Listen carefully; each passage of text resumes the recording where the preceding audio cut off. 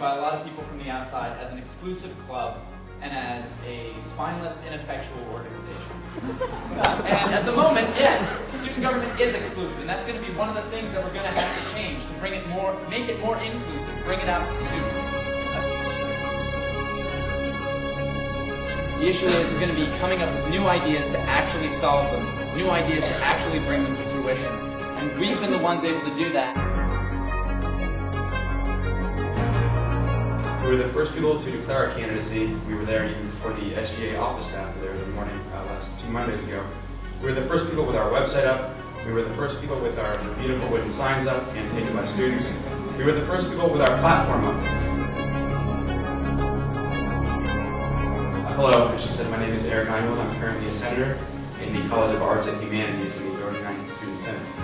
I'm Austin Smith. I'm also a student senator in the 39th Senate, GAC vice chair, and long-time student advocate.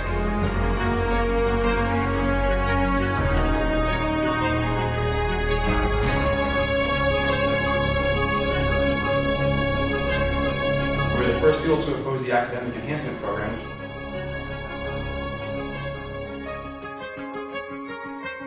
Leadership in student government. We have pretty much the president of the legislature in student government. We have the vice president, I guess, is Senator Pro Tempest. We have experience in student government.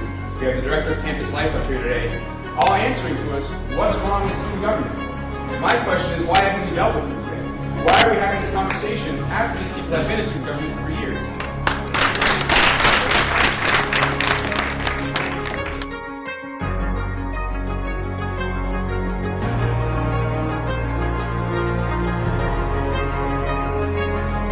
Concern is that we're just giving lip service. Every year around this time, you hear people talking about bringing student government outside of 214, going down, meeting students, being in the trenches, going out, seeing what students would like to see, what type of programming.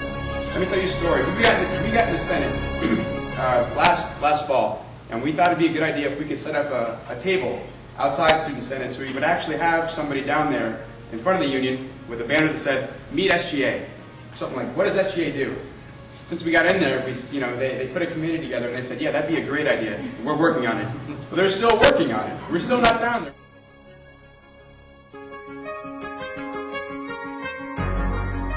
But we're the only candidates with a real history.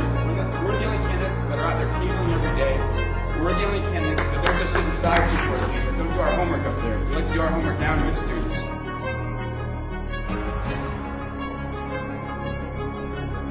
I also heard somebody talk about the Board of Trustees. My only concern is that some people running will be more tempted to work for the administration rather than with the administration. We feel that you need a strong student on the Board of Trustees, a group of 16 people that run the university, somebody that will not be afraid to stand up to the Board of Trustees and say, look, the Florida Academic Enhancement Program isn't a good idea. Eric and I have already been able to work with the administration on more than one level, and not just the administration here at UCF. We're already in contact with people from the governor's office, working to oppose the academic enhancement program. We're already working with people in Southern California working on getting lower textbook prices here. Come on. Honestly, we're already working with all these different groups. We're already going through these administrative channels. We're not always just butting heads. You're going to need someone who can work with the administration, but you have to make sure that you're not working for the administration.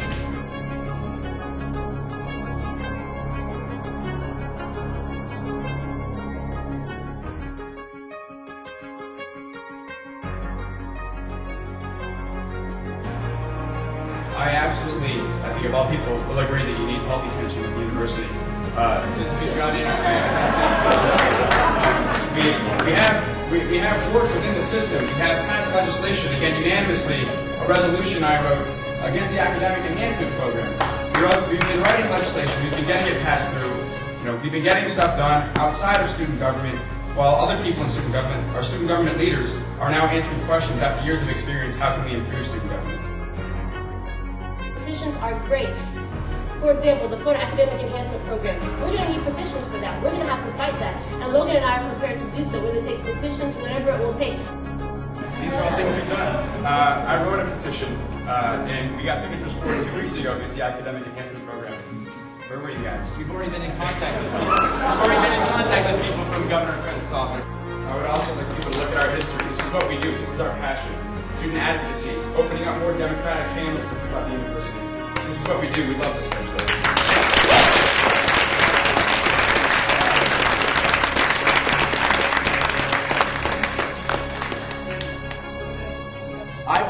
gone to students and said, here are the ideas. Do you want this? They've said yes in the past. They've said yes now. The entire time that we've been in office, it's been nothing but making sure to stand up for things that students really want. We do need fresh faces. We absolutely do need fresh ideas, and that's what we have. It's almost tiresome at this point. It's almost ridiculous at this point to see people, to hear people who have been in leadership positions in the student government now beginning to talk about how we can incorporate students into student government. Another thing is student government does so many things. Student government controls just about $13 million worth of fees. And yet, the one thing that they definitely don't do is let people know what they're doing.